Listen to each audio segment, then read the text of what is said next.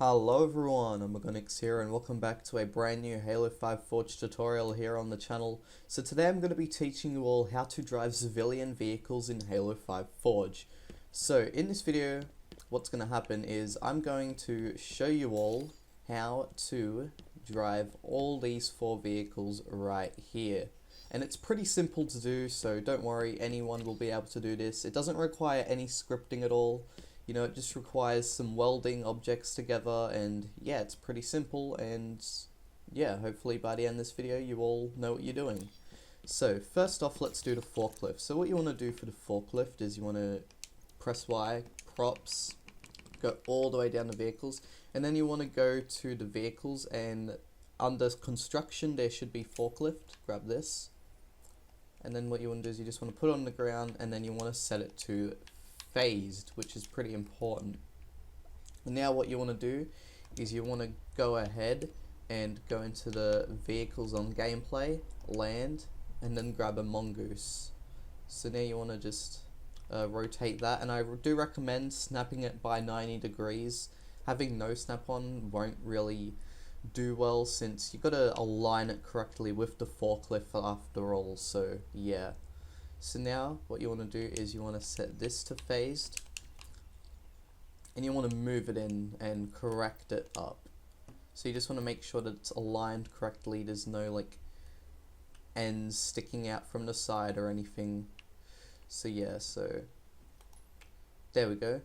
So since it's all kind of correct now, oops, wait, let's actually deselect the forklift. We'll try align it even better.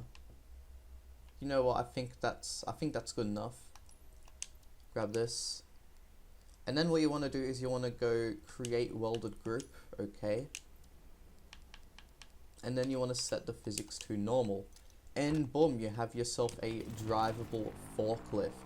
So this is pretty cool, and yeah, you can now drive around in a forklift. Obviously it's pretty fast for a forklift, since you know forklifts are pretty slow from my memory, if I'm correct. So this is a pretty fast forklift we got here, but either way it is cool to have a forklift driving. And yeah, so now let's do the car. So for the car, van and truck, it's all the same method. Now by the way, I do have to mention first off, I have not tried this method out on a truck yet, so this is going to be my first video actually trying it out on a truck, so hopefully it does work. But if it doesn't work, then that's alright. It's a big vehicle, so yeah. So for the van and car, this definitely does work, but first let's do it on the car. So what you want to do for the car is you want to do the same first step, which is go into props and then vehicles, but this time instead of getting the forklift, of course, you want to get the car. There we go. And you just want to, you know, rotate it any way you want, doesn't really matter. Object properties, set it to phased. Good. Now what you want to do is you want to go into gameplay, vehicles, but this time instead of selecting the Mongoose, you want to go all the way down and select the Warthog. You know, I wish there was like a Scout Hog in Halo 5, because that would make life so much easier. And yeah, you wouldn't have the gun sticking out and stuff. And let me just show you what I mean in a sec. So set the vehicle to phased, of course, and then when putting it through, right, you just want to make sure you align it correctly. Since a mistake I made when I was actually doing this last night, you know, to make sure everything worked and stuff, make sure my idea worked, right?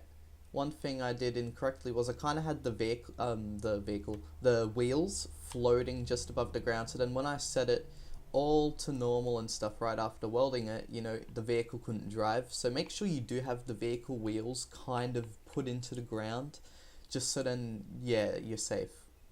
See, as you can see, the turret here is sticking out, so yeah, that's not pretty good. But either way, you do get it driving, so that's good. So now you want to go create welded group, set it to normal, of course, and then boom, now you have a drivable car. Now one thing I do not like about this is, of course, all the things sticking out, you know, like the turret and stuff. This is why before I said I wish there were Scout Hogs in Halo 5, since it would make life a whole lot easier.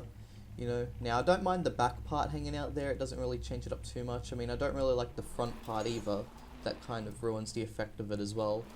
But yeah, the wheels I don't mind, they look alright, but the turret, yeah, that kind of annoys me a bit. In fact, are we able to hop in the back of the turret? Yes, we can. You know what? If you're someone who's making like a civilian map or something and you want to have like some sort of, you know, little war zone going on in a town or a city, you know what? Just get some warthogs and cars welded together, and then you can have people hopping back in the back of them and just shooting, you know, and then someone driving. Will be a little funny thing going on there. But yeah. So now let's do the van. So for the van, it's actually the same method. So what you want to do, of course, is you want to go props, vehicles, go all the way down to van. Yep, put that down there. Object properties, phased, good. And now you want to grab a warthog once again. So we'll do that. Warthog standard. Yep. Go phased. And now of course we have to put it in. Yesterday I had some issues aligning this, mainly because I was kind of rushing it. But yeah, just make sure you always align them correctly, so then you got like no loose ends or anything hanging out. And also make sure to align the wheels correctly as well, so then it doesn't look silly. But yeah, alright, I think that's the best I can align it. Actually, I think I might be able to do a bit more. Yeah, I think that's good. I think that's the best we can align it. So now of course you want to go create welded group once you grab both of the objects. And then normal. And then when you drive it, oh, there's a mistake we made. So remember how before I mentioned how to always put the vehicle wheels kind of into the ground to make sure it works? Well, this here, guys, is an example of what happens when you don't do that. So as you can just see here, I've made a mistake and it can't drive. So yeah, that's what happens if you don't put the vehicle wheels right in, like, kind of into the ground. So make sure you always do that. Anyways, let's actually try that again, and since we've already got a van here, we'll just use this one for it. So let's start from whatever step we're on now, and we'll get out the warthog. So of course the next step after getting out the van is getting the warthog, so we'll do that. There we go.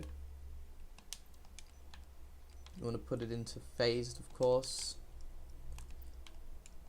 And this time, if you made the same mistake as I did before, you'll want to just put the vehicles kind of into the ground, not too much in the ground, just kind of, and yeah, make sure you align it correctly.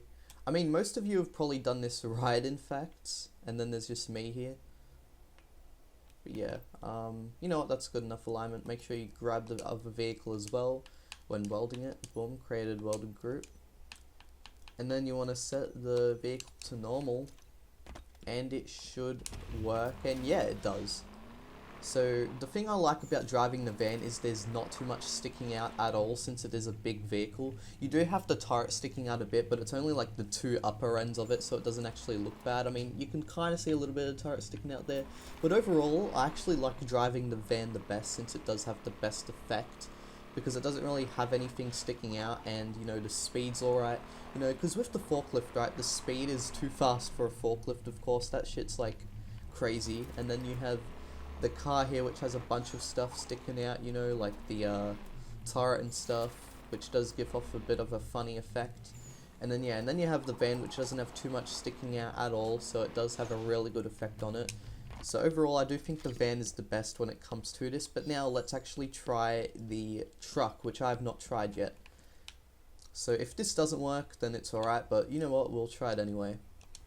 So let's go props, vehicles once again, you all know to go. In fact, you'll already all know how to do this since you've all watched this video for long enough now.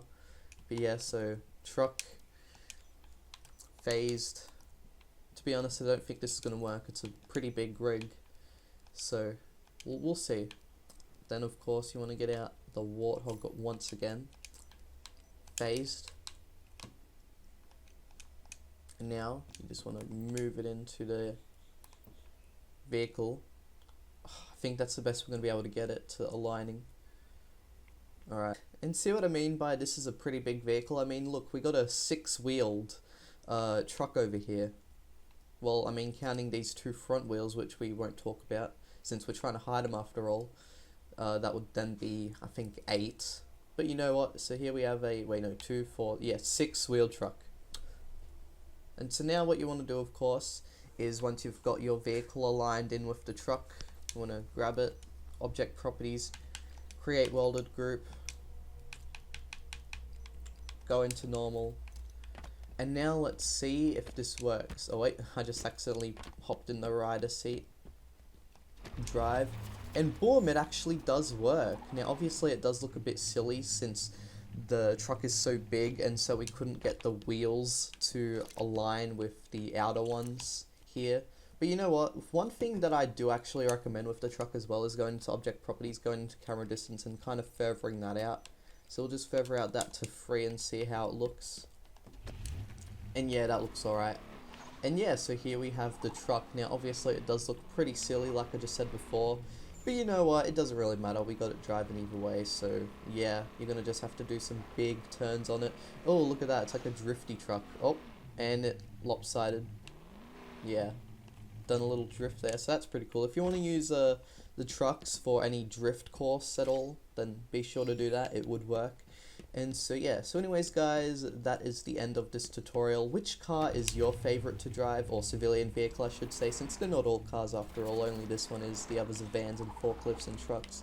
Yeah, so which one's your favorite? In fact, something I actually forgot to mention before was with the cars and vans and stuff, you know, you could actually make a sort of like drift track thing with them, kind of like what I just mentioned for the truck. I mean, look at this car here drifting and stuff, you know, you're just doing the power slides, and oh, that also reminds me, look at how the lights align up as well with the other lights. Isn't that cool? But yeah, so as you can all see, there's one thing that the car has a benefit for. Not only can you drive it now, but you can also align the lights up with it correctly, which is pretty cool, I think. I don't think the van lights are aligned correctly. In fact, I don't even think the lights on the Warthog reach the end of the van. Let's see. Oh, they do. Alright, that's pretty cool. So here we have the van doing the drifting and stuff. Oh, doesn't really work too much with the van. Yeah, it doesn't.